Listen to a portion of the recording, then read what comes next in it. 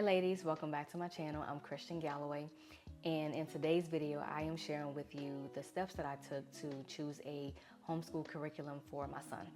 Alright, so I know personally how it feels to be overwhelmed when it comes to looking for a particular type of curriculum for your child. There are so many curricula available for us to choose from, and yeah, it can get overwhelming. So I want to share with you today the steps that I took to choose a homeschool curriculum for my son, and these are steps that you can actually implement starting today. And once you implement these steps, you can feel a sense of relief. You will be a bit more motivated to continue on this journey, and it will give you a boost of confidence. All right, so let's go ahead and dive in. So the day that I actually withdrew my son from school, this particular day, I remember coming home and rushing so that I can find a curriculum for my son. And I remember feeling some hesitation, and because I was aware, I was kind of sensitive to what was going on, what I was feeling, I kind of paused for a second and I wanted to know what that hesitation was. And in all transparency, fear was on the horizon. If I'm just being 100% honest, there were so many thoughts that was running through my mind, like, what if I fail my son in his academics? What if he falls behind? What if I get criticized or judged for saying that I'm homeschooling my son and they find out that I don't have a curriculum yet? So these were all kinds of thoughts that were what if thoughts that were running through my mind, and I had to go in prayer. I really had to go in prayer. In my prayer time, I remember Holy Spirit speaking to me, and he was sharing with me, and he said, Christian, learn Jabari, study him, and do not get a curriculum for the sake of having a curriculum. Now that stuck with me, and I would like to tell you that I had peace automatically, but I didn't. I struggled with that because for the longest, I spent at least another week still. I said, okay, Lord, but I still went every day looking for a curriculum, and all I was doing was stressing myself out. So when I finally got to a point, I said, okay, last thing God told me was to learn Jabari, to study him, and do not get a curriculum just for the sake of having a curriculum. So I took my hands off of it. I didn't even touch the computer because I didn't want to be tempted to go and look for a curriculum for him. So the next couple of weeks, I decided to study.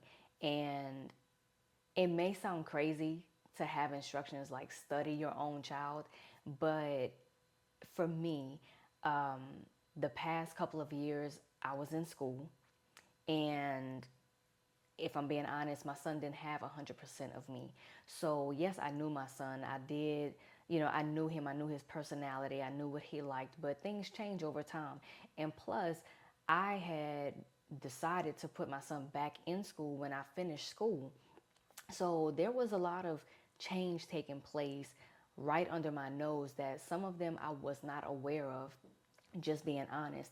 And so I needed to study. I saw what God was saying, and I humbled myself. So I took time to study my son.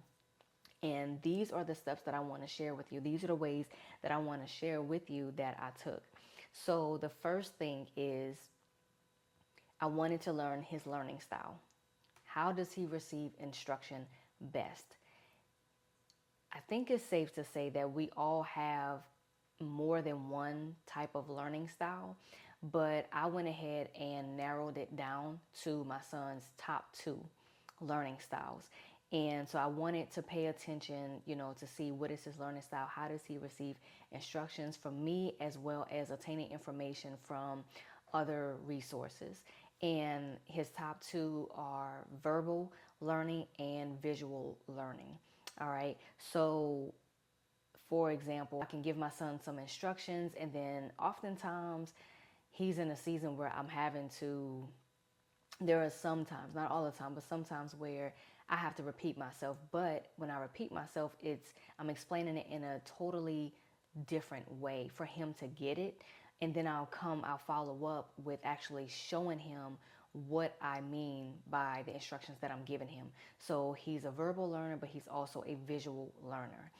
I also learned something that he does best, being a solitary learner. A solitary learner is a person who prefers to study alone, a person who prefers to study in a quiet setting versus being around a crowd of people.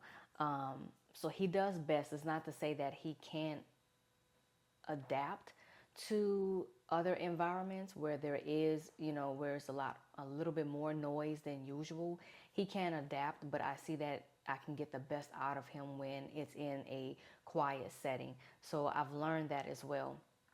So that was the first step, learning how my son receives instructions, what is his learning style.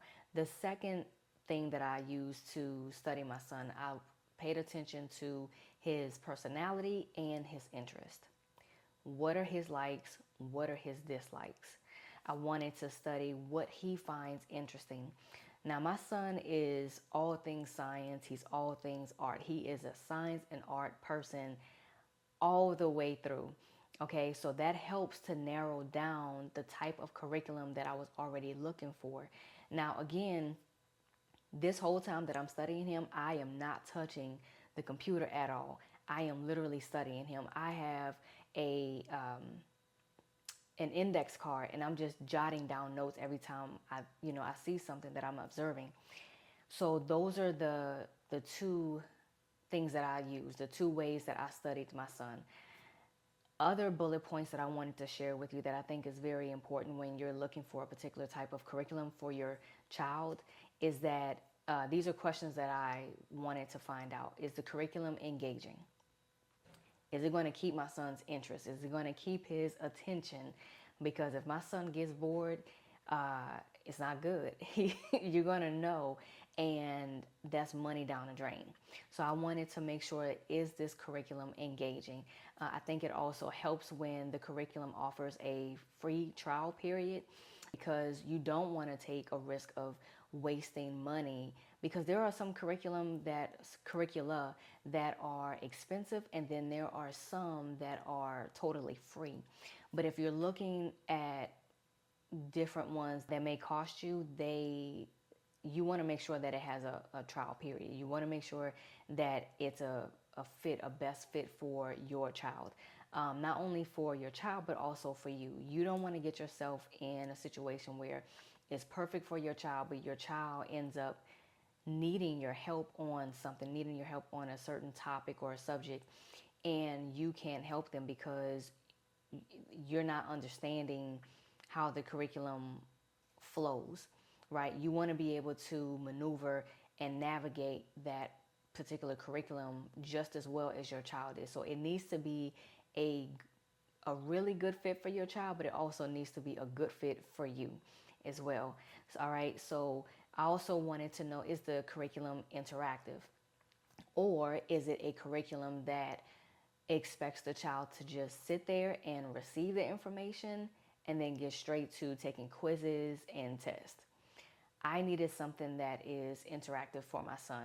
So the curriculum that I end up choosing for my son is Time for Learning. Time for Learning, and this is not a paid promotion, but Time for Learning actually helps because, yes, while it gives those instructions, there's a teacher that shares the information, but they also take breaks, and it asks the child for, it's not necessarily a quiz, but it's just a little break, just to kind of check in to see if the child is following along with the information that they've already shared with the student. All right, so the next one is it flexible? This is very important in this season of our life, because if I want to get on a road, if I need to go somewhere, I want to be able to, I don't want to limit my son from doing his schoolwork. So if we need to get on the road, if we need to go and travel somewhere, or if we would like to travel somewhere, then we can easily just put his laptop in a book bag and head on out, and he won't miss a beat. The next thing that I want to share with you is the next question. What is the variety of selections and options for the grade level that your child is in? or is it a strict curriculum? So one of the things that I noticed, we've had a particular curriculum before where it is grade level based. And what I mean by that is, for, let's say, so my son is in seventh grade, and if I choose to get a seventh grade package, well, if my son finishes early, or if I see that he's not being challenged and I need to get maybe like language arts in in eighth grade, but he's staying on the seventh grade level for math. Well, now I have to go and purchase another package, another grade level package for eighth grade, and that's more money coming out my pocket. Well, the one that my son has is an all-in-one, right? So with the all-in-one is basically, he has all of his subjects, but you can choose what grade level your child needs to be in for each subject. All right. So I hope that's making sense. And I'm still paying the same amount of money. So a strict curriculum is grade-based level. Once you're done with that grade level, or if your child needs to be challenged with a higher grade, you're putting out more money for another grade level package. With time for learning, and again, this is not a paid promotion, but for time for learning, it works because I get to choose. My son has eighth grade for language arts, but for math, he's on the seventh grade level.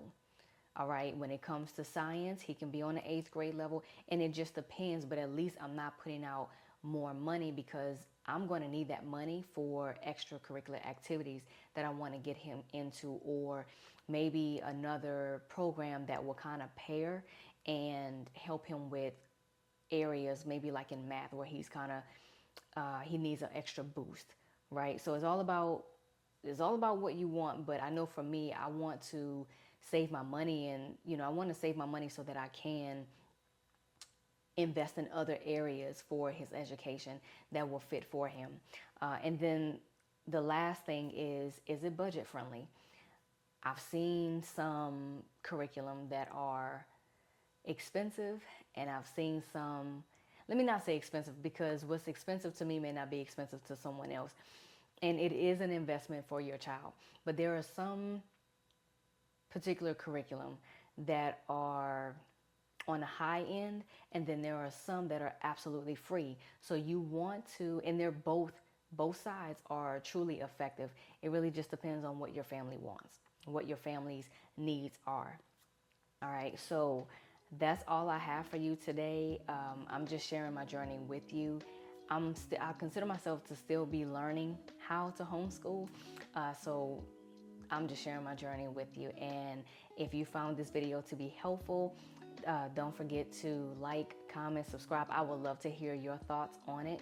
And if you know another mom who this can help, go ahead and share it with them, and we're all on this journey together. But that's all I have for you today. I hope you enjoyed this video, and I will see you in the next one. Bye.